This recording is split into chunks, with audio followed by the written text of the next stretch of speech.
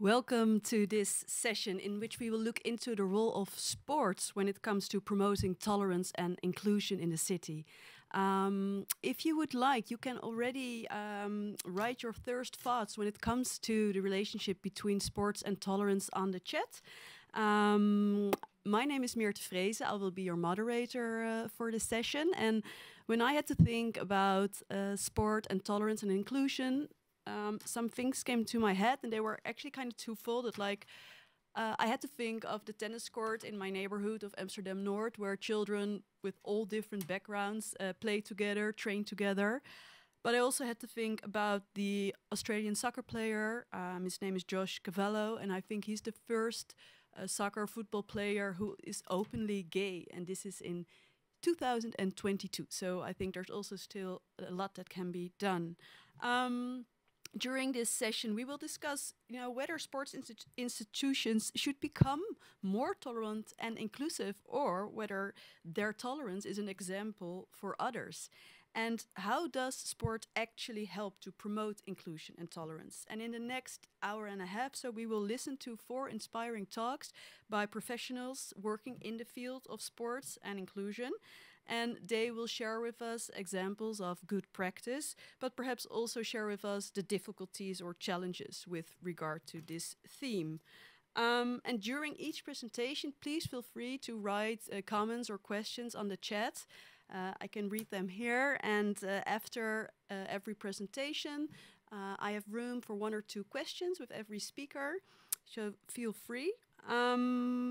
And in the end, I'll close this session with all speakers, and we will maybe zoom out a little bit of everyone's expertise and really look into, like, if we should make a social contract for the city with regards to a tolerant city, what should be in this social contract. And we really also would invite you, the audience, to share with us your ideas, because we will save everything that is written also in the chat.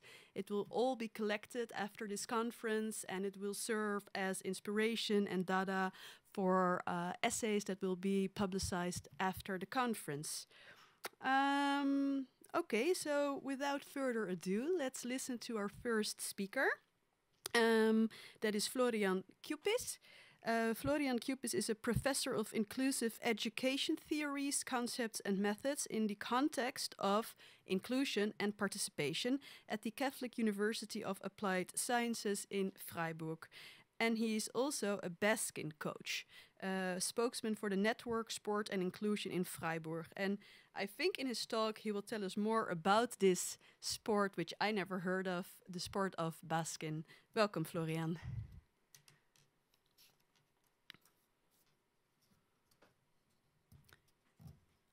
To talk about my Busking project. I'm actually wondering if I am expected to share my screen, or if the slides that we had sent. I think I think you don't have to share it, but if you say, like, I would like to see the next slide, okay, then it's perfect. Okay, yeah. Thank you so much. Yeah, so I'm actually, wondering about Busking, or I'm dealing with Busking, and you are perhaps wondering about what that is. Perhaps we can see my first slide, which is the title slide, and I would actually start then to talk about more in detail. So far, I don't see my presentation, but okay, I could just, I could bridge it and start talking. So Busking is actually, there it is. Yeah, good. Yeah, perfect. Thank you so much. So Busking is actually an inclusive sport, and important is that Busking is both inclusive and competitive. And I think it's important to say in the beginning, you see the overview of my talk, because a lot of offers that are inclusive, and I particularly mean now perhaps inclusive in terms of functioning, disability, impairments, etc. A lot of team sports that are considered inclusive are not competitive. So if you imagine a football game, or you imagine a basketball game, and inclusive offers are often made or arranged for a certain part of the group.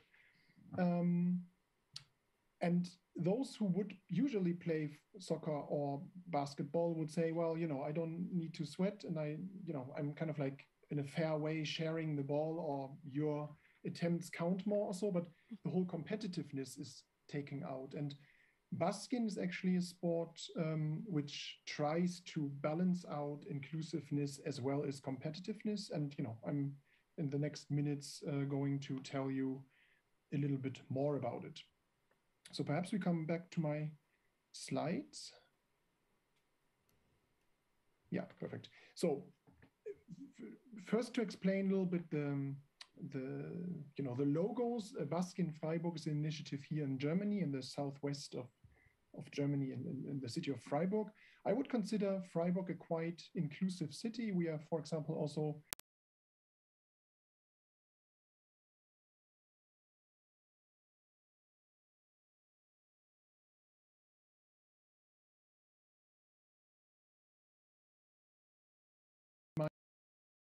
city as such. And I'm actually the spokesperson of the network Inclusion in Sport in Freiburg. And you see the logo here. And like it was announced, I'm working for the Catholic University of Applied Sciences. And the logos on the right-hand side actually are showing that we are supported financially by the football club SC Freiburg, currently, I think, number 3, number 4, number 5, I think, of the Bundesliga in Germany. So there is kind of like a stipend program that supported us for several years so that we can buy equipment, that we can afford traveling as a team to tournaments, for example, international tournaments, meeting Italian teams, French teams, Luxembourgian teams, etc., and so on. So the overview, please, the overview slide. My presentation is divided into 2 parts. First, I would tell you about what makes Busking an inclusive as well as competitive sport. And then the second part would be promoting tolerance through Busking. The logo on the right-hand side on the bottom, we are co-founded by the European Union because we have a program, a small collaborative partnership with different practice organizations in 6 countries, in Greece, Italy, Luxembourg, France, Spain, and Germany. And we are actually trying to socialize, or to say, like, to qualify referees and also coaches and trainers in order to, in a way, spread the sport a little bit, because so far the sport is not happening in a lot of places. So, for example, in Germany, our Busking Freiburg context is the only context Busking is played in. So I need the slides in order to continue. That would be good. The next one, please. I think, yeah, it should be clicked again. So what makes Busking inclusive sport? So I'd actually prepared it with different clicks, but you can actually click yourself through. But we are losing the picture again. Okay, so that picture is a good one because I start to explain to you, when I'm teaching, I would actually ask, what do you see what is different from basketball? I'm kind of summarizing it, and I have the text below, so perhaps you click again and put the text there. So Busking is an inclusive as well as competitive sport, played with 4 to 6 baskets. So you see 4 baskets here, 2 in addition to the regular basketball court. And the idea is that a team contains members with 4 different roles. So you imagine it simply like in chess, that different figures, in this case players, have different role definitions and different places assigned to them. The idea is that the higher your jersey number is, the better you play basketball. So in other words, if I'm a good basketball player, I would wear the jersey with number 5. The idea then is that people who would not be able as much to play basketball would then wear respective other numbers, number 4, number 3, and so on. The idea is then that me as a number 5 player, I am only allowed to attack or to defend directly other number 5 players. So that's basically the fairness aspect, and thereby I would argue the tolerance-related aspect in this game, because the idea is that everybody, no matter how sportive, how athletic, how motivated, and so on, would be able to join in the same game and meet the respective others on their level of functioning, we would argue. Functioning is a term that is from disability-related classifications, like functioning and disability is kind of like a continuum. You are more or less functioning.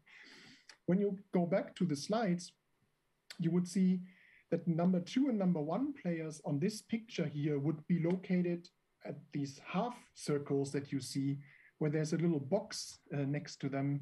And that's actually balls that have different sizes and different weights also. So assume that somebody is affected by severe disability or impairment, let's say multiple complex disabilities, you would not always be able to throw the ball and thereby, or to even hold the ball. So in other words, the game, as the rule set of the game, consists of the possibility of single persons to pick other balls within one game. So again, this game is fast, it is competitive, it is not too much about sharing, about waiting and compromising, etc. So everybody is basically playing on the highest level of their ability, if you will. But the idea is that due to the rule set that only the numbers with it, or the jersey wearers with the same numbers can attack and defend each other, it's basically a fair and thereby also tolerant game. Obviously, when you play number 3, for example, you are also able to attack me when I have 5, but not the other way around. So for those of you who know basketball as an initial game, so that's basically a modified version of basketball, you would then see when you follow a game that is quite different in the whole setup.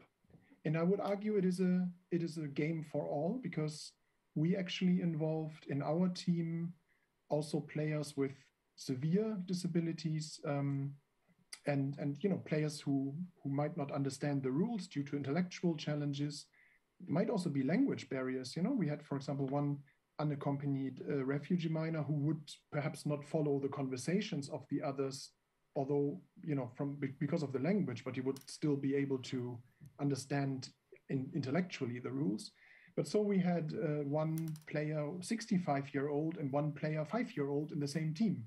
So you would not see that often in the context of sport, but the idea is then that you bring in the ability and the motivation and the fun you could and want to bring in, and still there's space for everybody. So this, I would argue, like a quite good example of an inclusive game. So perhaps we go to the next slide, because I think I put down my time. I think I have a few more minutes, because actually I had put down that I'm starting where we are at now, but I think I started earlier. Yes. So in other words, you could maybe give me a sign if I'm not fine with time anymore, but there's another slide coming. Would be good to, exactly. So here you see, coming to the city aspect, because, we're here at a conference organized by the city of Amsterdam. The person with the number 4, with the green jersey, is, for example, the person responsible for inclusion aspects in the city of Freiburg. And the guy in the middle of the picture in the red jersey in the further back is the mayor. So this is not always happening like this, but we had them visiting us, and to see it's quite a diverse group of players. The person in the wheelchair is not just sitting in the wheelchair, but in fact a wheelchair user. Without me wanting to classify the different people here, but we have a different range of sexes and gender aspects, a different range of body size, a different range of age, a different range of ability in terms of intellectual capacity or physical capacity. So all this, like I said, works quite well in context of this fast and competitive game.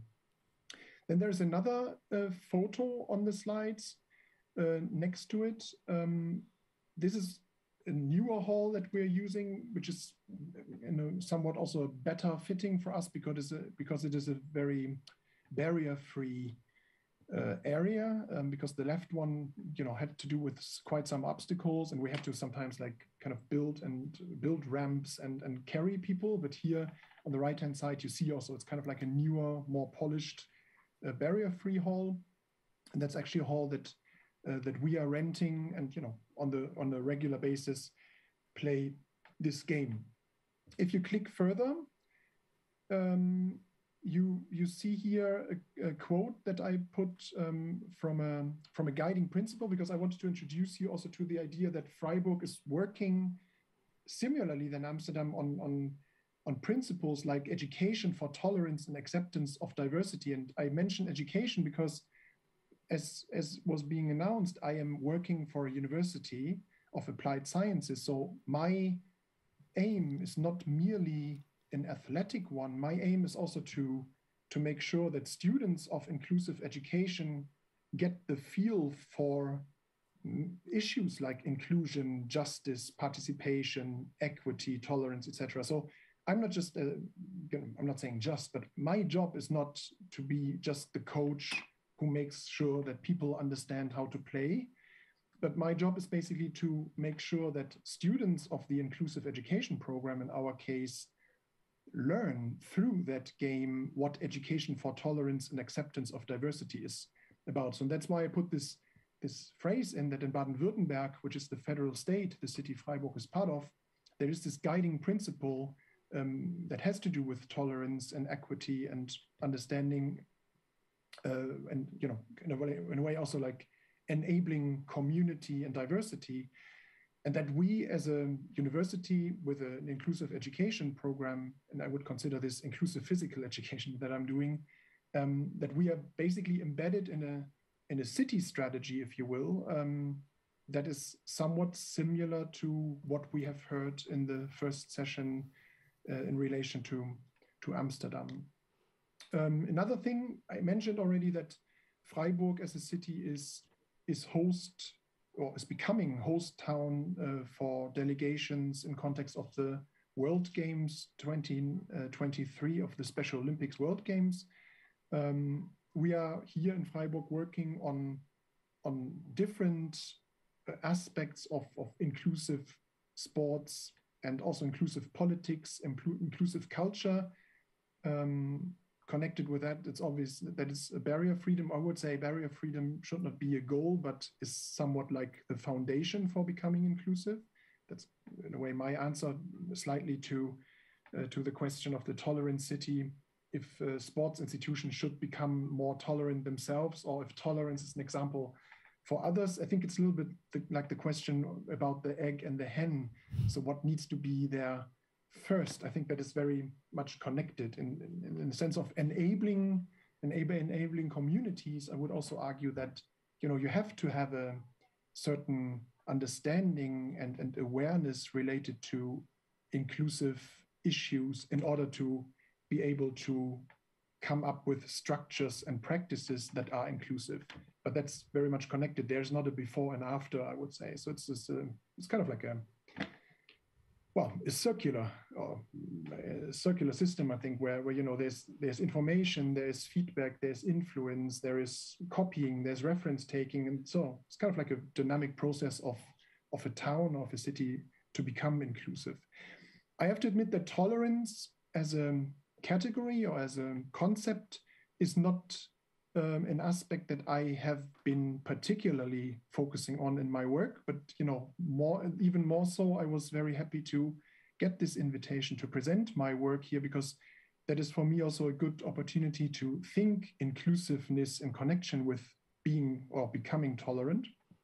So I hope that with my presentation, I could inject a few ideas related to that topic and present you the case of a different city or city abroad, if you consider it from the Netherlands, trying to become inclusive and tolerant in a similar way, I would argue, as Amsterdam does. So I would maybe make a point at this point, because like I said, I think we started earlier, but I don't want to take the time that was given to me in addition. So I would just say I stop, and if there is I have some maybe I have some questions for you, and then you can also maybe in those questions tell a little bit more. Thank you for this presentation. First I had some questions about Busking. Just to be sure, did you invented this sport, or was it already invented? Very good question, or important question also, because I didn't mean to take the credits. I barely meant to keep it short, because for the audience, we were allowed to provide 5 slides, and I couldn't bring in the whole history of it. No, it's actually a sport that was invented in Cremona in Italy, some, let's say, 20 years ago.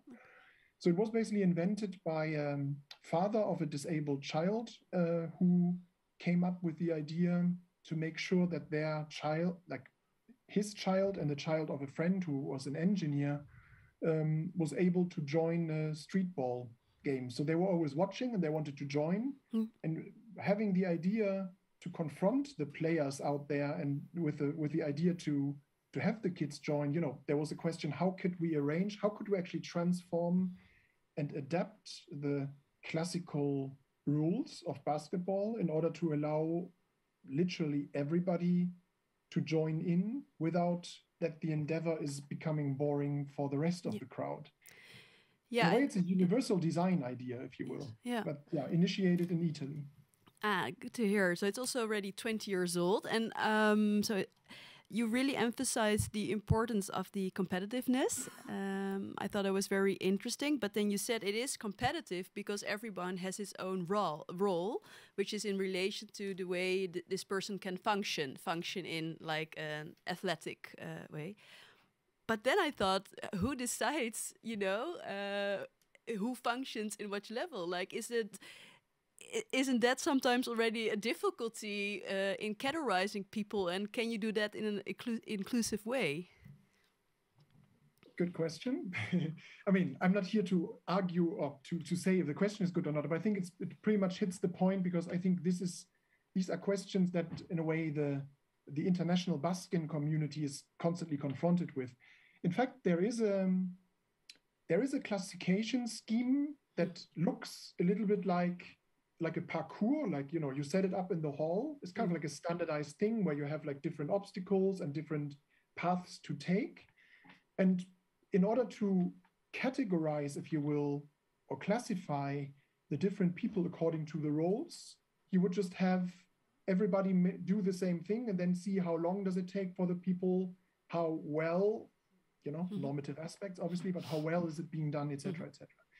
But I have to say, your question contains, I think, like the logic of, competitiveness, that it's also fair when I, for example, compete with my team against a team in Luxembourg, that I'm not declaring people as number 3, although they are playing on the number 4 level. So in other words, it's kind of like the logic of comparison coming in.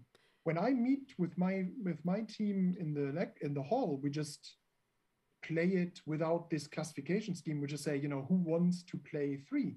So perhaps somebody is very good in basketball, but has not so much fun on a certain day, or has something on the leg or whatever. So it's becoming more technical and more, in a way, sophisticated to measure and classify, the more competitive the context is. Maybe I can say that. And do you also see Baskin do you think there are many other sports who can also, like Baskin, could change in a way that they are more inclusive? Like, do you think this is just the beginning of changing sports, or is Baskin very exclusive in this? Yeah, exclusive. So you mean like a single example? Exclusive in its inclusive. Exclusive in terms of being considered best practice or so. Well, me and my students, we are constantly thinking about how to transform, adapt, and modify other games. Hockey, or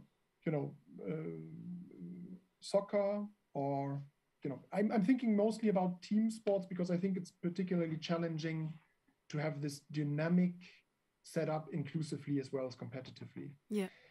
And there are initiatives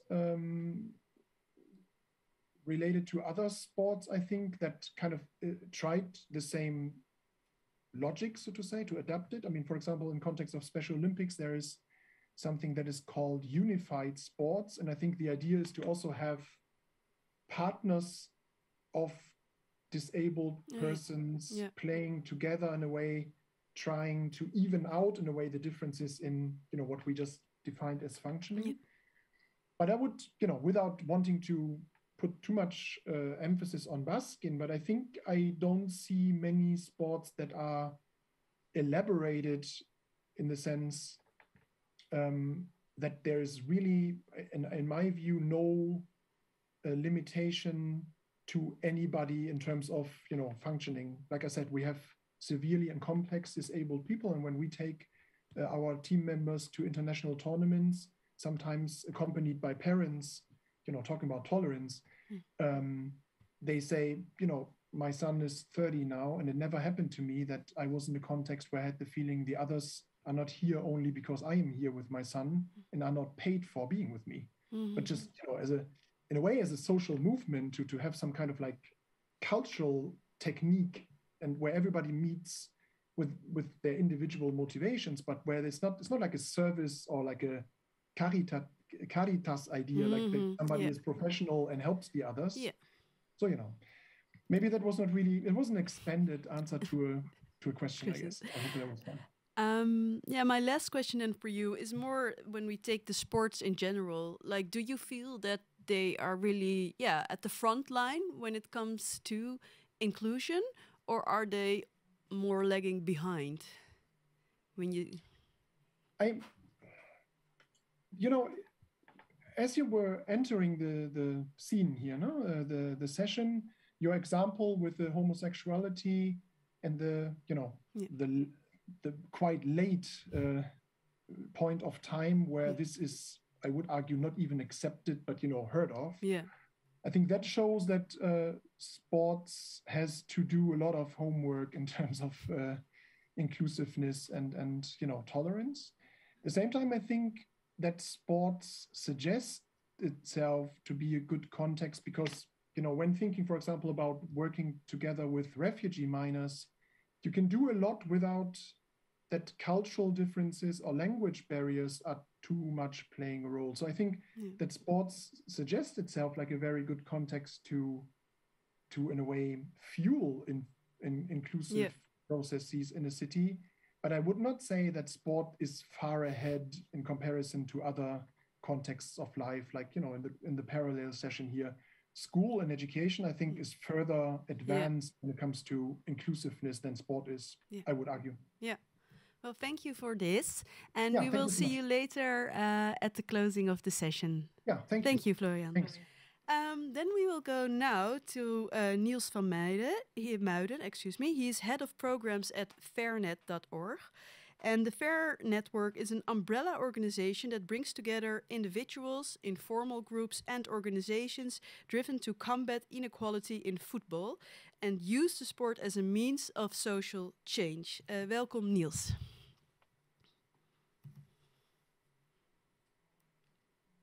Wait, I can't hear you, so I think the audience also can't hear you. Yeah, there you are. I was still muted, still after all this time. Thanks for having me. As mentioned, I'm working for FAIR Network. In my presentation, I will talk a little bit about our work. I also talk about the best practices, but also what's going wrong in football specifically. We only work in football. We can have the first slide. The FAIR Network is an international members organization, and we are active actually in more than 40 countries.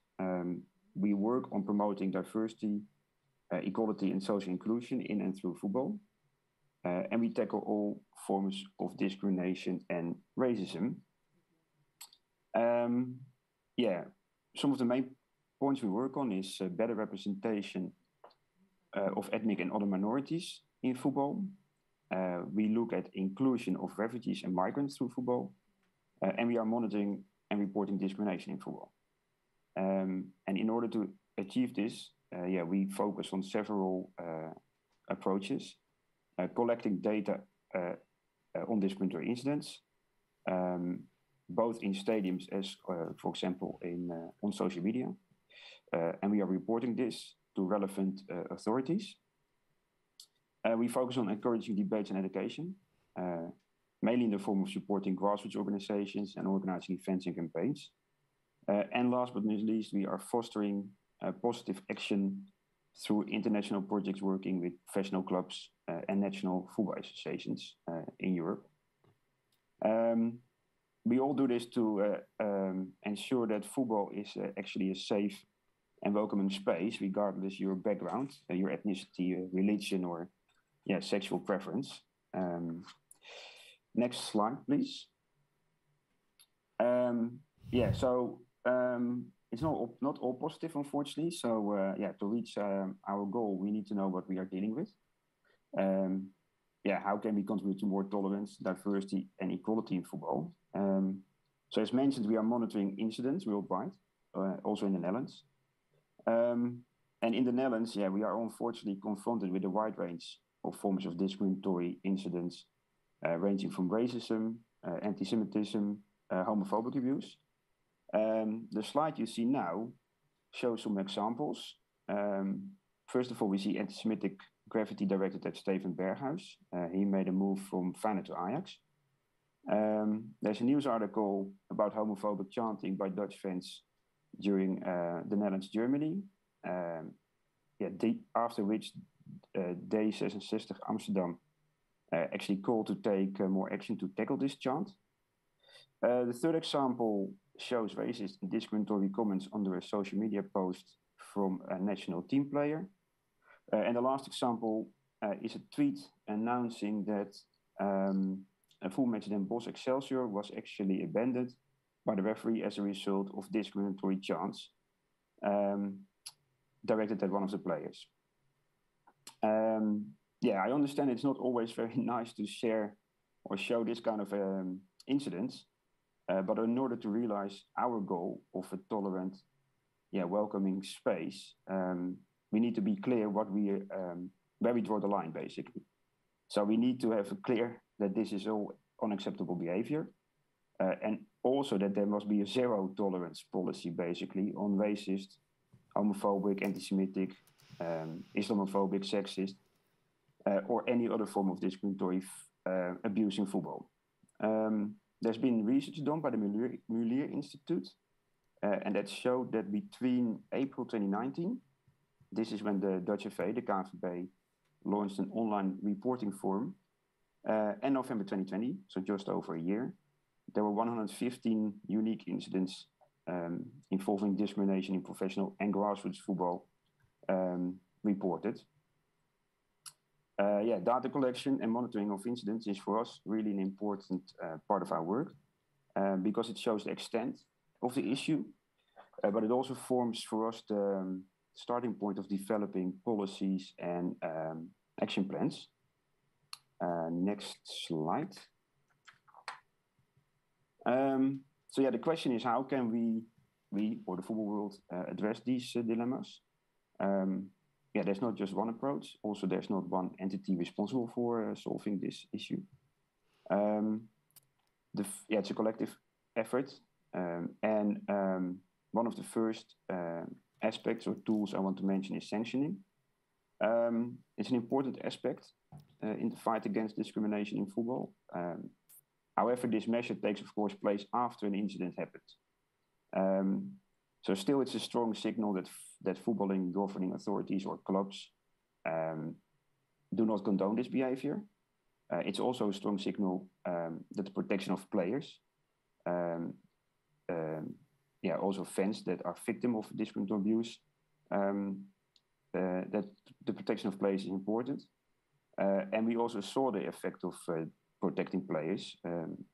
As I mentioned earlier, the match of Den Bosch Excelsior was abandoned. And this triggered actually the KNVB to join forces with NGOs, but also with governmental institutions to launch their action plan. This is a positive step forward, but unfortunately, too often we witness quite weak statements from clubs. They're not really clearly speaking out, or they see it as a one-off incident, a one-off affair. I believe that clubs could play a bigger role there, having clear action plans in place, but also admit that racism and discrimination is an issue. Secondly, I want to look at representation and visibility. In order to contribute to a more inclusive environment, it's also important to strive to more diversity. In the Netherlands, we see that there are many players with a non-Western background, or migration background, but from the other hand, we do witness underrepresentation in coaching or management roles. It also goes, for example, for increasing the number of women that are working in football. Again, the Dutch FA, the KNVB, announced in 2020 some targets. First, they set a target of increasing the percentage of KNVB staff from an ethnic minority background from 2% in 2020 to 14% by 2030. And they also set a target of 20% of women in management positions by 2030. There was, in 2020, there was 14%, while 30% of their employees are women. The last point I want to raise here is that we also want to focus on trying to prevent all these incidents from happening. And therefore, we are developing educational projects. Training is important, but also raising awareness. If I talk about raising awareness, I don't solely talk about campaigns. Of course, campaigns are important. They are important to get your message across. It's important to mobilize players in your fan base. But when we are talking about educational projects, we talk about longer term programs that run throughout a year or throughout a longer period within a club. Next slide. So yeah, the FAIR network is actively working with different stakeholders on developing these educational materials. We have resources available to support groups to develop materials during our campaigns, such as Football vs. Homophobia month of action, which is in February, but also the Football People Weeks, which is in October. And these education materials focus, for example, on how to report discriminatory abuse, how to include refugees in football, but also how to address topics such as gender equality or homophobia. We also believe it's important to work with different stakeholders, so not only with football clubs, but we are therefore also active in European-wide projects. I want to highlight one of those projects. It's the Change in the Chance project, which is a cooperation between the Anne Frankhuis, FAIR, Borussia Dortmund from Germany, and Feyenoord. In this project, the focus is specifically on tackling anti-Semitism. And this is done through educational approaches. So the Anne Frankhuis and Feyenoord, they have programs in place that specifically work or look at tackling anti-Semitic abuse by organizing workshops with their fans. In these workshops, they are looking at the Jewish heritage of their city and club. And they are also specifically highlighting that anti-Semitic chants are not just banter against Ajax, but actually targeting the Jewish community. The importance of this work started with the fact that clubs such as Feyenoord actually acknowledge the issue. They label the chants as anti-Semitism, and they decided that they want to get rid of it. This is an important first step. You need to acknowledge that there is an issue. So we really believe in educational or in education, but it's not simply just a magic wand that you wave and everything is solved. It depends very much on whom you work with. Some cases, people don't want to learn. So we think it's important to look at that education programs, for example, focus on enabling those coaches or policymakers or fans that are able to take the program forward, that they want to work with it. And it should also provide them with some concrete tools or tips to actively promote diversity and equality in their club, how you can set norms to enforce, or how can you set standards and enforce norms in relation to discrimination. And I think it's important to have it embedded in the club. So it should not rely on maybe one person or a one-off event. It should be really be embedded in the DNA of a sports organization.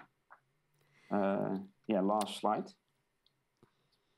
I thought about what's the way forward. I don't want to sound too pessimistic because there's a lot of things done, but we can always improve. And especially because we need to make sure that this kind of things are not taken for granted. A tolerant city can change. Your rights can change.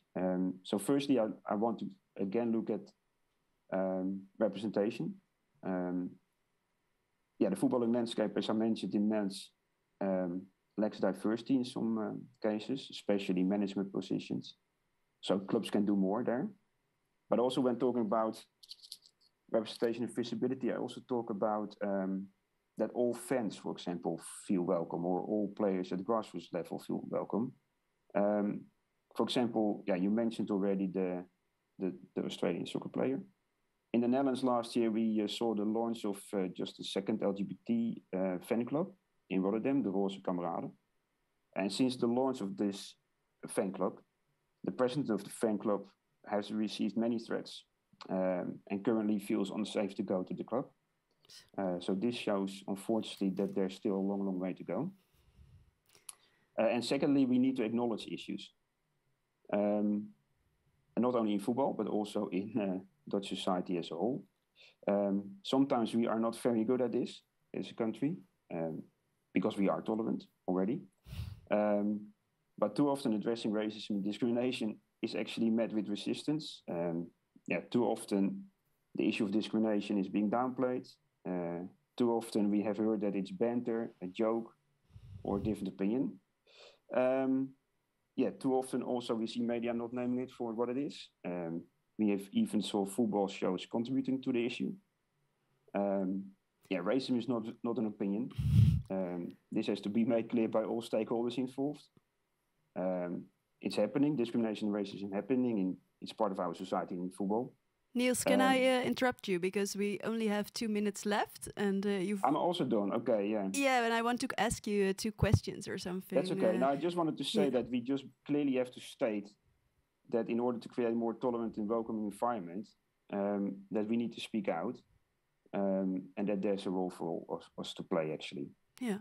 That was it. Yeah, when I heard you, you have to be a very optimistic person, I might think, to work on inclusion in football, because why is it, do you think, that football is the sport, which, well, maybe is really lagging behind the most when it comes to inclusion and tolerance? It's difficult to say because football is very broad. There's loads of clubs. There's loads of professional and football, and not everybody is lagging behind. And some clubs are doing a lot. The thing is that in some cases, things are being always more accepted in football. And this stems from the fact that, for example, it's banter, or when you are a victim of racist abuse as a player, they say you don't take it personally. It's just, you have to be professional, and this kind of stuff. But there are loads and loads of clubs, grassroots organizations that do a lot. There's examples of clubs that work with refugees. There are clubs that speak out. Also in the Netherlands, I mentioned Feyenoord. They're doing really great work to tackle these incidents. Yeah, I thought that was a very interesting case. Like, I almost couldn't imagine it. The Anne Frank Stichting giving workshops to Feyenoord supporters, but it's really good. Well, they actually work together, so Feyenoord is doing a lot. The KNVB launched an action plan. So we are definitely making progress. There's loads of good examples. Yeah. Is there, if to close off, what is, like, for you, your biggest accomplishment that Fairnet, has achieved when it comes to inclusion? What gives you, the fuel to continue this mission? Now, for us, it's to see that the groups that we work with, grassroots organizations, but also professional clubs, that do this on a daily basis. Mm-hmm. Because you need to do it on a daily basis. And for us, it's our biggest accomplishment, or what I think is really good to see, is that there's loads and loads of initiatives throughout Europe, also in the Netherlands, of people that try to make it a better environment on a daily basis. Yes. Okay, thank you, Niels, and we will also see you later in this session. Then now we go to his live at my table, to Reda Hawam. Reda is a member of the Amsterdam Sports Council, team captain, if I'm correct, of the national wheelchair rugby team, and the owner of the company T-Rex, which I think he will tell us all about. But first we'll listen to your presentation. Yeah, thank you, Mirta. Thank you so much for having me here. Just a little bit about me. I'm, as you said, a wheelchair rugby athlete. I've been so for almost 18 years now. And for the past 13 years, I've been representing the Netherlands as the team captain on the international stage. I entered the Sports Council last year in 2021, and as a Sports Council, we strive to get everyone, obviously, in Amsterdam into sports or into to get to exercise as well. I started a company called T-Rex, which stands for Total Wheelchair Rugby Experience. I provide wheelchair rugby workshops and clinics where I kind of focused not just on people with disabilities, but also able-bodied people, to let them experience the world of wheelchair rugby and wheelchair sports in general, to create awareness in different ways. So this can be in a company setting, or more like as an educational project, or just, it can even be just like a fun hangout and just like a group activity.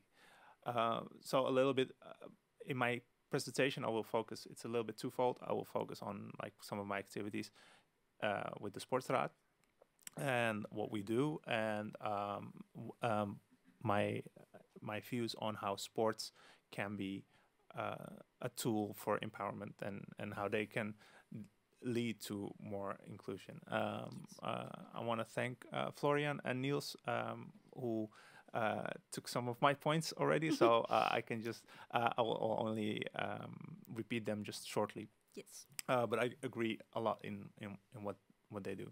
So the Sportsraad is an advisory council that advises the City Council of Amsterdam on basically, in every sense of the word, their sports policy and how they execute it.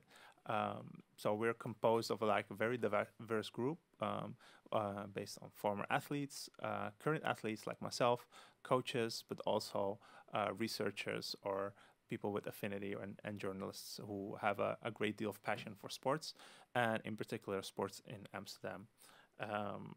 So just to give a little overview of some of our activities. So in 2020, there was the Sports Accord made by the City Council of Amsterdam, and the Sports Accord basically describe on how do they view sports in Amsterdam. And we have had an advisory role on it, where we've read and provided the city with some feedback. And so three of our most important advices are to engage the local partners, because when we look at the Sports Accord, there's been spoken of collaborating with national federations like the KNVB. We've heard Niels talk about that, but we do feel that it's more important to work with also local clubs or local administrators or local team managers, because it requires a bit of a made-to-fit approach, and you need the nuances of your local community, and the national federations can be a little bit too distant from what's happening actually on the local Amsterdam sports fields and pitches. This also translates in my next point, where we are talking about how to allocate funds and support, and how to facilitate we call here the Dutch word. The Dutch translation is "breng het geld naar het veld," which is like a just slogan, which means like to put resources into your local clubs and local teams. And this is not going just about football, but basically in sports in general.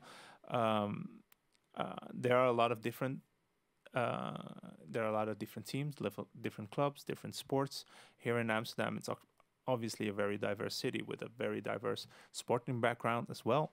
But we require these different nuances again, and you need people supported, because sometimes these clubs can be very small, who are only functioning based on volunteers, and they sometimes lack the know-how to tackle big issues like inclusion, like racism and discrimination. And the city can be a partner in these issues, where they can offer them a framework of how can they how can they allocate resources? How can they use subsidies? How can they who can they turn to for help when they deal with big issues? When we talk about inclusion, for instance, or when we talk about finances, or how to deal with like a lack of capable and competent leadership, and how do you bring those changes about? When we focus in a little bit on the racism and discrimination side, I think it's very important to have a look at, especially for a city as Amsterdam, to have a look at how the situation is right now in our city and be critical. I do think we have a reputation as a tolerant city. We have a reputation as a tolerant country, but is that really the case? And not just puff our chests out and say, well, hey, we are doing well. Maybe we are doing well compared to other parts of the country or other parts of the city, or other parts of the world. But I don't think we should be content with that, because, in my opinion, there's still a way to go. And maybe the tolerance that we view is only based on one aspect. So maybe it's about different cultures coming together. But when it comes to income inequality, or when it comes to people with a physical impairment, I don't think we are that ahead of the rest of the world, and I still think there's lots of work to be done. So I do think that we should really be critical and map the situation, and then also see what's already happening within our city, and because there's lots of campaigns of trying to stimulate people and trying to get people to come together in a sports environment. Can you maybe highlight some campaigns that you really think that is? Well, there's one. So I wanted to discuss like a traineeship program. Is one of our initiatives that we've advised to the city, and this is something that's piggybacking a little bit on the representation part of what Niels was saying. So there's like there's a goal. There are goals set to get people with migrants with a migrant background into certain positions within the KNVB or within like football or professional football. But we feel we see that when you look at the local level, it's hard to set these quotums and set these numbers, because a small team isn't really taking applications, or isn't having a real application process, but they're just looking at who's available.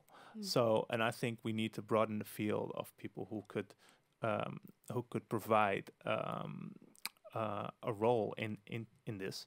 And so we've suggested and advised to the city to set up a traineeship program where you can actually train local talent, young talent who has an ambition to go into the administration, into the administration or into the management part of their sports and their sports teams. Get them to develop their commercial talents or their networking talents, and let them see the different aspects of sports and how they are being administered, how the sport teams are being managed and administered throughout the city. And from that part, you can create your own, from your own grassroots, your talent that you can put into place. And I think, especially if they're local, they'll have a passion for the environment that they are working in, for their neighborhood. And exactly, yeah. So I do think that's something that we would really look at. When it comes to this, is like how I see that sports can be like a real tool for empowerment. And I just want to switch gears a little bit and just come a little bit closer to my own story, which is like I do think sports is a great tool for empowering people. Even though, like Florian said in the beginning, there might be, like, sports in general might not have the greatest track record when it comes to tolerance and inclusion. I do think that it has a unique power to empower people and create inclusion and equality. And that has to do with things like mindset and putting people into positions to be successful. Because when you look at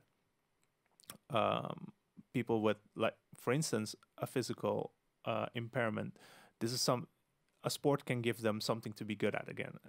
It gives them something to get confidence in. It gives them a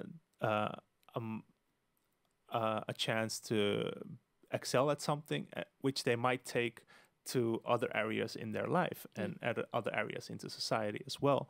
So I do think we as a city need to nurture that and make sports accessible. And when I talk about accessibility, it's not just can we get into the gym, are there ramps? It's also about how do you provide transport for people. If people are have struggling moving, or they need to bring sports equipment with them, are they able, is there an infrastructure ready where they could somewhat independently, and with independently I mean not by having to drag their parents all over the city, but can they go in a way with public facilities, go to their sports? Do we have, as a local community, the facilities in place to provide for people who maybe need specialized sports equipment, which they don't have the means or don't have the channels to get some of them? And how do we look at people with impairments, and are we actually listening to what they actually need, and also look at what they are able to bring to the table? Because obviously they are not just people who cannot do things, they are also people who can do things. And I think sports is a perfect way to nurture that mindset and look at things of what are you still able to do, and how can you take that with you to other parts of the country, other parts of society, whether it's getting back on the and finding a career for yourself, or getting more independent in your daily care because you're more fit, so you're less reliant on other people, or just to create a better state of mental health, because you feel that people with you feel that you're not defined by your disability or your impairment, but you are actually able to do I think you made a very clear point by that. And I was thinking, because you live in Amsterdam, you've always lived in Amsterdam, and then so for, if I understood correctly, the last 18-20 years you have a disability. Have you seen significant changes, like when you started to get interest in sports? I mean, do you see a lot of progress, or is it? I have seen some programs. However, I do think that as tolerant as we are as a city, we are not necessarily the most tolerant when it comes to being tolerant to people with a disability. And this is even though they are really well intentioned. So when we see it, like if we look at a glass half full way, things like we had the European Championships of Athletics a couple of years ago here in Amsterdam, and the championships of the athletics were both in Olympic and Paralympic athletes who were competing on the same days in the same program at the same court in the same stadium. And I do think that's a great way and a great example of sport connecting people with different backgrounds and different abilities. Would you also like to see that for like the Olympics and the Paralympics? You think they should be together at the same time? Because not necessarily. I do think the Paralympic Games are like a great event on their own, and they're legitimately great, and they don't need exactly to be combined with. However, I do think like when you look at these kind of events, they do on a local level, they bring people together, and you see that in competitive swimming as well. And I do think that Amsterdam does have an open view in that case of like, yeah, there's a place for adaptive sports. What I do think is where we're still lagging behind is in the past 20 years, I haven't seen much changes when it comes to, well, how do you bring people to exercise? When we look at the numbers, like the national numbers, only 18% of people with a disability actually reaches the minimum rate of exercise that's been set by the World Health Organizations, and these are numbers that have been set for people with disabilities specifically. So there are different numbers than people who are able-bodied, and I do think that when we look at what are we doing as a city, it's still the same. It's still like, okay, sports is something you do for fun. This is something to go through your day and to fill up your day and get out the house. But I think when it comes to people with disabilities, it's really more than that. It's a way of them to network. It's a way for them to create a network of people, of a support system. It's a way of them to stay healthy, because exercise is already hard if your body doesn't want to do what you want it to do. So when there's a sports setting that actually stimulates you to go to the next level, and it creates a better overall health, I think. Which so if I look at my own situation, for instance, when I got injured, I have a spinal injury, and I got injured in 2003. I could hardly push my chair over the street. But when we look at when I started playing my sports, it helped me with my fitness, which made it easier to move around, and made me more independent, and made me able to do all the different things I'm doing right now, which actually led me to sit at this very table. And I do think we are not seeing the potential that sports can be, and I do think there's need to be like a shift in mentality towards what sports actually is, in order for them to maybe also with this whole Corona crisis, maybe that helps, the whole general view of the role of sports for everyone. I really hope so, because it's becoming a massive health problem now, with everyone sitting at home, and if you're already struggling to just go outside and have a walk, because it's hard to push around a city that has so many canals and streets that are crooked, and that makes it harder for you to stay healthy. Yes.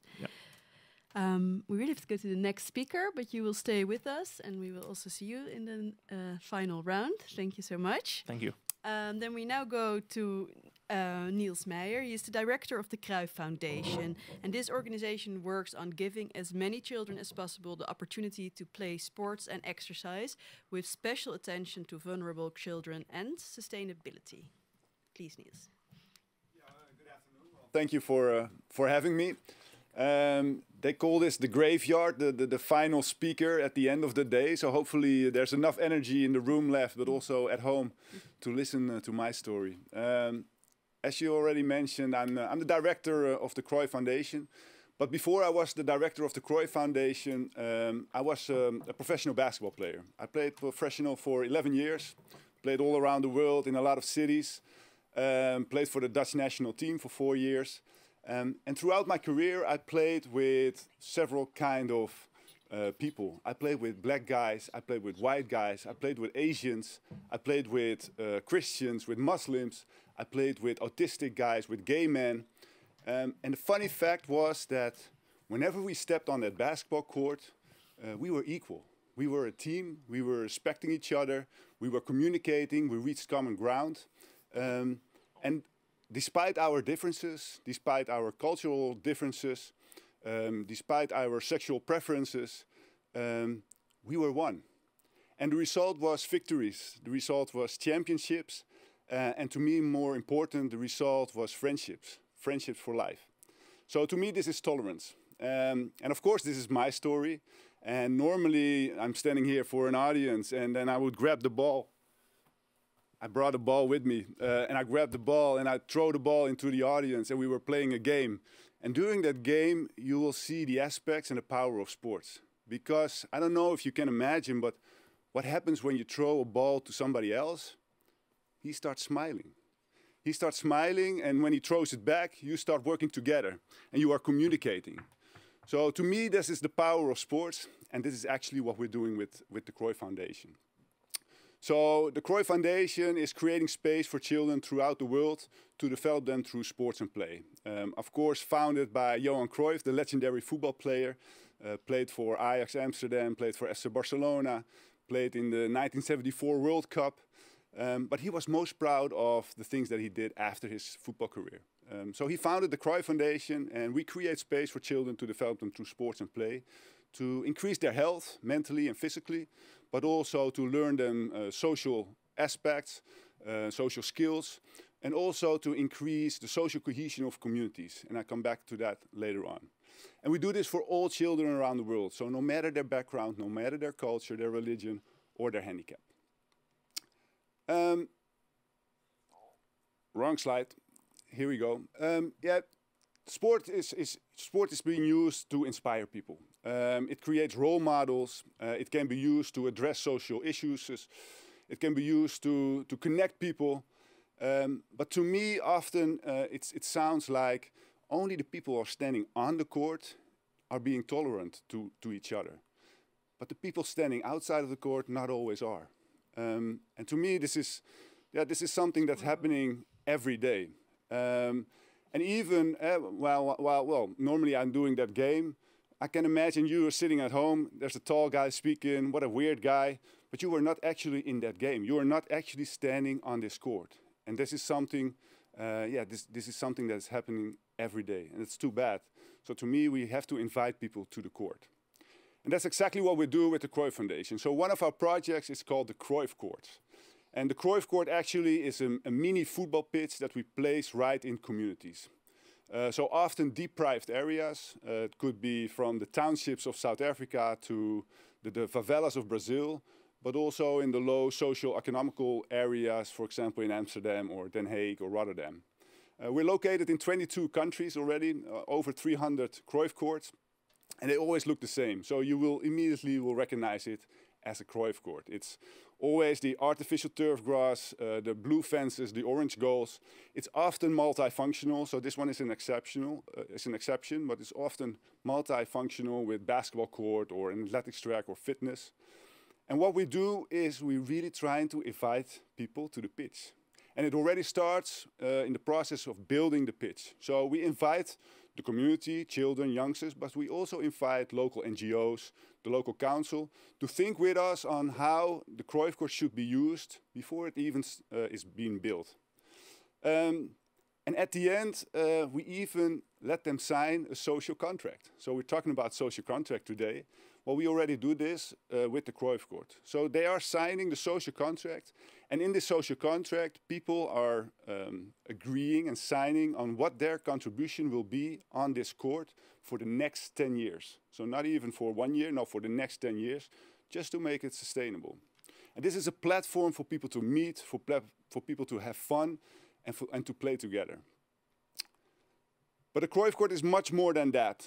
At the end, people on the Cruyff Court are making the difference. So what we do is, on every Cruyff Court, we educate coaches. We call them the Cruyff Foundation coaches. It's often community coaches or sports coaches who are already working there. And we teach them all about the values of the Cruyff Foundation, the values of Johan Cruyff, and the principles of the 14 rules of Johan Cruyff. So the 14 rules of Johan Cruyff, it's a big sign that's hanging on the Cruyff Court. And it's all about the power of sports. So it's about having respect for each other, working together, learning something new every day. And of course 14, because Johan Cruyff, his number was 14. We always glad that he was not wearing number 23. So it's 14 rules, and it's being brought in all of our projects. And we have a great project. For example, what the coaches is rolling out on the Cruyff Court is called Heroes of the Cruyff Courts. And Heroes of the Cruyff Courts, it already says, is we create the local heroes. the local role models. And what we do is the coaches engage with youngsters. And those youngsters are being taught to do something positive for their community. So they organize an event. And they learn aspects about marketing, finance. And they organize this event, and impact shows that they gain self-confidence, that they do better at school, but that they also stay involved as a volunteer on this court. So that's a little bit what we're doing all around the world on this Croix Court. Yeah, and of course we always we say we have we make a lot of impact with these kind of projects, but we also have bad practices, and I want to share it with you, the bad practices as well, because from bad practices we learn. And one of the bad practices I want to share with you is around six years ago. We wanted to empower girls. It was a project in Amsterdam West, and we wanted to empower girls. And what we did, together with the local coach, we organized a girls-only tournament. So this girls-only tournament was starting, and it was great. Girls were having fun. They were playing together, playing football, doing other kind of sports. And at once, the boys came. And the boys came and they start shouting, they start swearing, hey, this is our court, get off of it. And at the end, they even were throwing raw eggs to the girls. And when we start evaluating this project, we forgot one major thing. We didn't include the boys to the court. We excluded them. And this is something that we had to take in mind in every future project. Another example that I would like to share is sponsorship. Especially in sports, it's a common thing to have sponsors. Well, we are a charity organization, so we're mainly depending on sponsors. And this one time we had a project, it's called Schoolyard 14, where we upgrade schoolyards and make them more attractive for children to play on. And there was a sponsor who wanted to donate a schoolyard to a school. And we were free of choice to pick a school, and we picked a school in Rotterdam. And this was an Arabic school. So we went to the sponsor, hey, we found a great school, this is the school. And then the sponsor said, no, we don't want this school, because the owner of the holding of our organization is Jewish. So we don't pick this school. And we were in a major dilemma, because on one hand it was a sponsor, on the other hand, this is not within our values. So these are some bad practices, maybe best practices, when it comes to tolerance, when it comes to equality. My last story is about actually the photos that you see on this slide. Because this is what sports can do. You see laughing children working together. Sports equalize everything. I want to show you the right photo on right above. It's during the opening in Israel. We have a Croix Court in Israel, and this Croix Court is being built on the border of Palestine and Israel. And we went there a couple of years ago when Johan was still alive. We went there with Johan, and we went through the opening ceremony. And this organizer told us, well, the opening ceremony will be that there will be Arabic children and Israeli children unveiling the Croix Court sign. And then Johan corrected him, and he said, no, there will be children. So to me, this is how Johan thinks about the world and our values. Everybody is equal. And my last message within this presentation will be the same. Sports is inspiring, but when it comes to tolerance, please invite people to the court. Make them engage, listen to them, reach common ground, make it personal, and by the end, you might have a winning team. Thank you. Thank you so much. And you will join us now, Niels, at the table. Yes. Welcome. Yeah, it's a very inspiring story. Also, I think great that you share the things that didn't work, because I think it really showed that inclusion is not just kind of a recipe that you roll out, because it almost looks like the Cruyff courts are, the same recipe you'll roll out everywhere. But I think you showed very nicely it doesn't really work like that. Yeah, I was thinking because in Amsterdam North, I already said where I live. There are actually, I can already think of 2 Cruyff courts, so they're very present and they're being played a lot. But then I saw also, you know, really the way it relates to like that it has a coach and a community leader.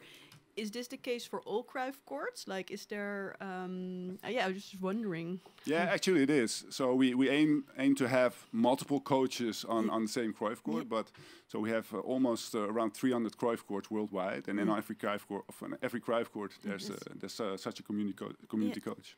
And these coaches, they also like, what is their role? Like their day-to-day role and how. Yeah, like I said, so they're normally hired by the local council. They're often role models from the community, because we know that children, youngsters need role models. And these are community coaches who, like I said, engage with youngsters, go out with children, organize events, just to make sure that the community itself will be invited to this platform. Yeah. And this platform is for everybody. And of course, our mission is for children, but we always say children are from 4 till 99 years old. So yeah, and you said in the beginning, I think that also for children with disability. Can you explain them how the Cruyff Court is also a place for them? Yeah, well, that's actually a funny thing, because when you're talking about tolerant cities, and Reda was also mentioning it, when we invented the Cruyff Court 16, 17 years ago, we wanted to be inclusive for everyone. Only the fact was, talking about a bad practice or maybe a best practice, the fact was that it wasn't inclusive at all. Nowadays, it's getting more and more. Also with the coaches involved, we can make it more inclusive. But what we did, so when it was, what we saw that children with a disability didn't come to the Cruyff Court. So what we did, we brought the Cruyff Court to them. So what we do is we also have special Cruyff Courts, and we place that in special schools or rehabilitation centers. And it's totally adapted to the wants and the needs for children with a handicap. Yeah. So it's a little bit, juggling and well, being flexible about the way we think. Of course, at the end, what we want is that everybody can use the platform in that community. Yeah, that it will be integrated. Exactly. Yeah. And the last point is, maybe it's not really relevant for discussion, but I also think because at the end everything is integrated, is that you're sustainable, you said. So maybe a little bit, because I think a tolerant city is also a city that is tolerant for its environment. So what is the sustainability of the court? Yeah, well, of course, you have different kind of sustainabilities. You can talk about the environment, etc. But let me zoom in on the sustainability when it comes to tolerance. You mean it in a way of it's sustainable to... in the years to come. Because, like I said, it's pretty easy to build a court. There are multiple organizations, even commercial organizations, that build a court. But the difference is the people that are active on it. So, like I said, the coaches, the programming, we always call the court hardware, but the software, the programming, that's more important than ever. And that also makes sure that it's being used on a daily basis. That also makes it sure that people are meeting each other. Because when it comes to tolerance, that's the way we have to do it. People have to meet each other. Yes. And like I said, sports is an ideal tool. Reda was also already mentioning it. We are not ahead. The sports sector is not ahead on other sectors, but it's an ideal tool to engage with youngsters, to engage with children, to engage with everybody, and learn them about social issues, social aspects. Yeah. Well, let's also go to our our speakers through Zoom, and let's try to have this final conversation. Welcome back. Okay, I'm going to say, I think, Niels Meijer, Niels M, and we have Niels... Also M. Oh, also Niels M. Oh, great. Well, you can call me Niels Cruyff. Niels Cruyff, oh, yeah. We have online Niels and table Niels. No, but Niels at my table was already talking about that the Cruyff Foundation makes social contracts, you know, whether they place a Cruyff Court. And now we are going to talk about when you make a social contract for the city about tolerance. And then, well, maybe start with Florian. Do you see any importance, I thought, in what a social contract? Like, what to you is the importance for a city to have a social contract, to start with, maybe? Yeah, well, maybe I'm linking up with the last presentation, is that, you know, there are always rules somehow, and ideally in the context of inclusion, these rules should be in a way shared by everybody and not just dictated by some to others, I guess. I think when it comes to rules, it's important that there's some kind of like shared common denominator or agreement as to, you know, what tolerance is to begin with, but also that it's a good thing to strive for. I mean, I think later on we will discuss what is it. I thought, why is that not in the beginning? No critique. No, but I was wondering, you know, like maybe to have some kind of like shared ground first. You mean shared ground on what is tolerant, to discuss that with the city. Yeah, what it is, and also in what terms it is to be strived for. I mean, when I, for example, remember Reda's talk, and he said, you know, inclusion, you can discuss exclusion in the sense of access, for example. Like the wheelchair should be able, the wheelchair user should be able to reach the stadium. But I would say that's not inclusion, and that's kind of like barrier freedom. That is basically the starting point of inclusion rather than a goal definition. And others would say, yeah, we are inclusive because we also have disabled people here. And, you know, I don't want to be hypercritical. I'm just saying I don't see inclusion as a placement logic, but for example, as a very process-oriented aspect. And, you know, coming back to Niels at the table, you know, you said the court is the hardware, but, you know, the software is arguably the more important point. And I think, you know, that's in a way, I think, to be arranged in communication at first, like to kind of discuss what are the rules, what is the shared goal, et cetera, rather than, you know, to assume that this is common sense and to be taken for granted. I mean, we have a very multicultural setup here, and I don't mean here in our room. I mean in general when we talk about cities. And I don't mean culturality in terms of national heritage, or so, like really multiculti. And I think it needs to begin with a communication about, you know, what is it and why should that be a good thing? You know, might not even agree to that. And, you know, maybe that as a first answer. I think if you define the word and reach common ground on what the word tolerance means, it also helps you to define when you are successful in the future. So I totally agree. You should first define what is tolerance for everybody. Yeah, I think the word, but of course we're just a small section, so I don't know what has been spoken of, but I think tolerant is also a very controversial word, because I tolerate you. So maybe we could really focus, because we've talked mostly about inclusion. So I think for the sake of the 10 to 50 minutes we have, we should really focus on tolerance as inclusion, because otherwise, you know, we can talk for, I think, hours and hours. Let's focus on the software, because I thought maybe this is also... Is this also what you're maybe doing with your business? Like that when people experience, you know, how it is to be somebody else, this also helps in the software of creating kind of a common ground of what you want as a city? Yeah, that's exactly, you nail it right on the head. It's really hard to talk with someone if they don't understand where you're coming from. So in my opinion, I think the best way to connect is through experiences, and put someone in a wheelchair where they are not able to move their legs, and you see a lot of interesting things happen.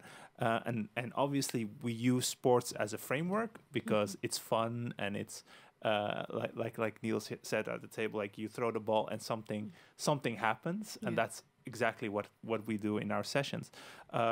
But it goes further than that, because obviously, especially when you talk about wheelchair sports, a lot of athletes have a pretty impressive story behind that, and we don't just want to exploit that to be inspirational or something like that, but it's to give them, it does color a little bit the challenges that they face, and for them to overcome those challenges and become real athletes. That is something that is quite impressive. But it also shows like for people who have overcome those challenges, there are many others who weren't able to.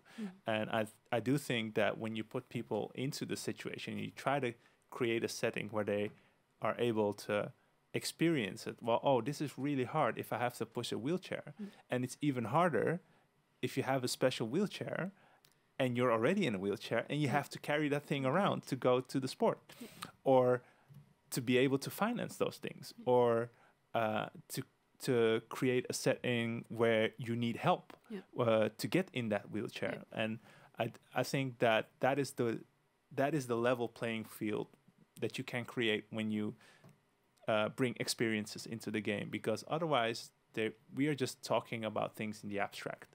And you need this is also a way of, I think, because you're opening up your world to them, you can create the dialogue in a much more level-headed way, and it's not then we're not talking about people, but we're talking with people. And that, I think, is the key, especially if you wanna create change. I mean, we can all just sit here and say, well, we need to do this and we need to do that, but do we actually involve our local people? Do we actually involve our demographic that we are talking about? And I do think this should be like a real partnership to reach those goals. If I go to both Niels's, for example, talking about soccer or football, like you said, that like the field, like when we have a social contract with the whole city, people, for the software, it's good that people understand where other people are coming from. On the other hand, Cruyff said, children are children and we're not going to categorize them. But then I was thinking, okay, so in certain like big cities like Amsterdam, they are segregated cities. Let's not talk about, like, that's just the reality. So is it sometimes maybe wise to almost do some engineering, like, and bring kids from other neighborhoods to the Croix Courts, so children actually get to know each other? Is that something that you do, and is that always wise in also the worst practice or the bad practice that you shared with us? Yeah, absolutely. You like Reda already mentioned, you have to bring them together. Not talking is not enough. You have to let them experience. So I want to name two examples. One example is our Open Day. It's an annual event that we're doing in the Olympic Stadium in Amsterdam. And what we do is we make it a sports festival for children with a handicap. So they can learn about whatever they like in this event. So there are like 34 sports that they can try. But the difference is that they can bring their friends, and they can bring their sisters and brothers. So they can play with non-handicapped children. And like Reda said, we put the non-handicapped children in the wheelchair. Or we give the non-handicapped children a ski glass totally covered, so they can experience the visual impairment. And then they experience themselves what a handicap means, and they can understand. Another example about football and the courts is we had a world championship football tournament, and we invited a team from Malaysia, Muslim team from Malaysia. They were playing against Israel, and the guy who had the guy who was coming with the team of Malaysia, he said, I never could have imagined that we were playing against Israeli children. And for us, it was a common thing. But they experienced. They were hugging. They were celebrating together at the end of the tournament. Yeah, this is what sports can do. But again, sports is not the holy grail. No, I have a question for the other Niels. It's so long that I really should read it out because I can't do it both at the same time. So I think this, if I'm understanding it, this is a question from the political party D66 Amsterdam. After my remarks about all Germans are gay, I spoke with the KNVB and also recently with Ajax about this topic. They all say the problem is hardly the sporters, the sport organizations, but most of the time it's the public, and we are not responsible for them. It's a problem of society. Does Niels agree, or should sport organizations take more responsibility? Well, it's a very interesting question because this comes down to taking responsibility. It's always easy to not take responsibility, of course. I think there's multiple issues. You can be responsible for the behavior of your fans in the stadium. For example, if you organize a match or a tournament, you can set the rules what you want to see in your stadium. I think that clubs can take responsibility. It's not only the role of society it's the same we see it on social media. Who's responsible? Is it Twitter or a club or who? So that I think that clubs can, if it happens in your stadium, if it happens at the match, I think that you have the opportunity to tackle it. But this is, of course, also what links to a social contract. If you talk about social contract, you need to, what Florian said, you need to make sure, okay, what do we understand on tolerance? What do we want to achieve? Where are we?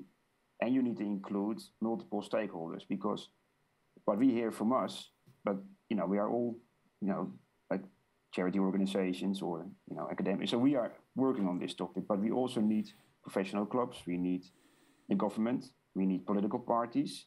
Because otherwise we constantly are moving responsibility around. We don't have a clear goal where we want to go to, and we don't know if we are on the right way. Yeah.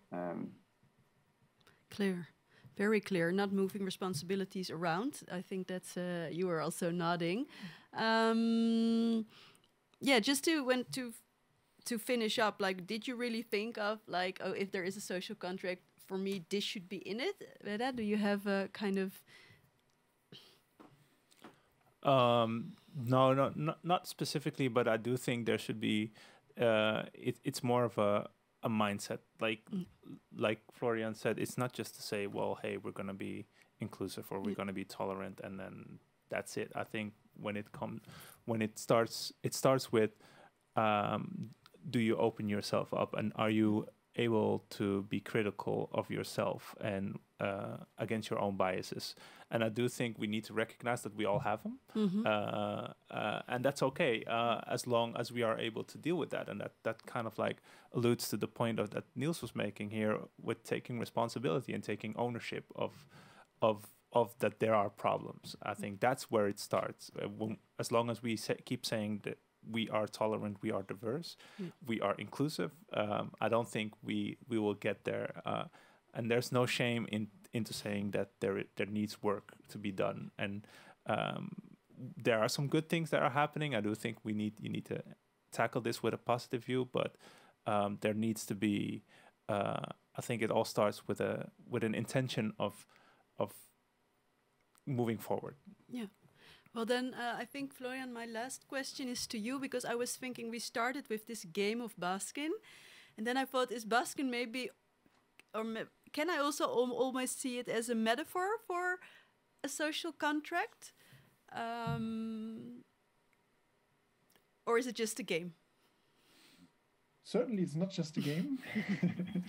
No, I even came with words like movement and, I don't know, social, cultural technique. So I think it's more than a game. And I think, to not only answer with Busking, although the question is about Busking, I think we haven't really named the terms like diversity, heterogeneity, for example. If you have a heterogeneous group, no matter if it's a team or a society, I think it's important to kind of accept that everybody should be able to join in. And for that, I think Busking is a good example, because we do not say, no, you can't, and you can't.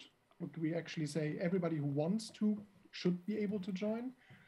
And I think that then the social contract aspect should be, how can we make sure in this heterogeneous group or diverse group that choice of everybody, so to say, without wanting to sound kitschy, but is not in conflict with the choice of somebody else. Yeah.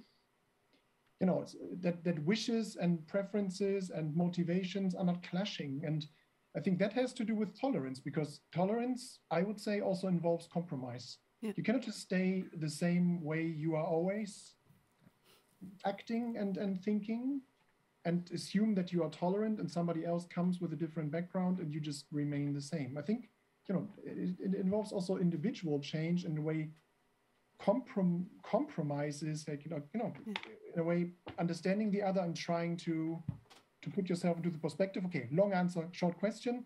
I think Busking has the potential to, in the small scale, basically be a practice ground for all these issues. Yeah. But you know, when I install Busking in every city, the world is not one line better. No, we're not going to sing Kumbaya, but I think it's a very interesting starting point. I really want to thank you all and keep doing all the great work that you do. Thank you so much. Thank you. Are we out? Yes.